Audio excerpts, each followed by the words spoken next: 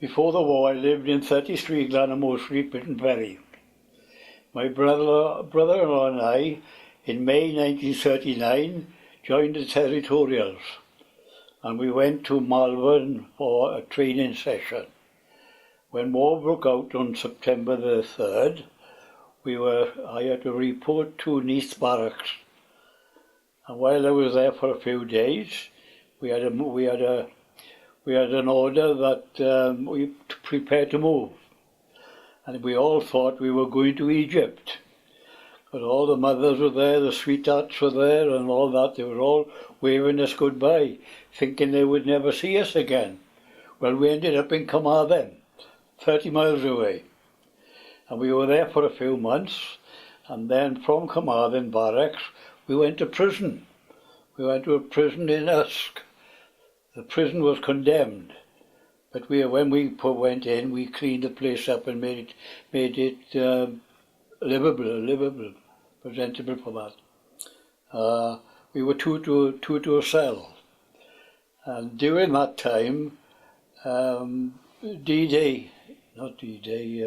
Dunkirk, before the Battle of the evacuation of Dunkirk happened. And a lot of the boys came there to us, and we were stationed there. Oh, when they arrived, they were really shattered. Some was injured, some was bandages on their elbows and bandages on their heads, and they were really rough, looking very rough. Well, some of them then was transferred to other regiments after a few weeks, and while we were there in Usk, in the prison, we had to hand over all our trucks and vehicles to the Dunkirk regiments because they lost all theirs in the battle. So we were without vehicles for quite a while. So I thought, well, I was an ammunition driver, but I was driving then a 1500 weight truck, and I was driving for a solicitor from Swansea by the name of Thomas. I can't remember his other name, but I'm trying to think of that now. Oh. Well, anyway, after they took the vehicle from us, I was without a vehicle, so I was a batman to two officers. So the one was the one from Swansea, Thomas, and the other one was Woolno, Major Woolno from Skywin. And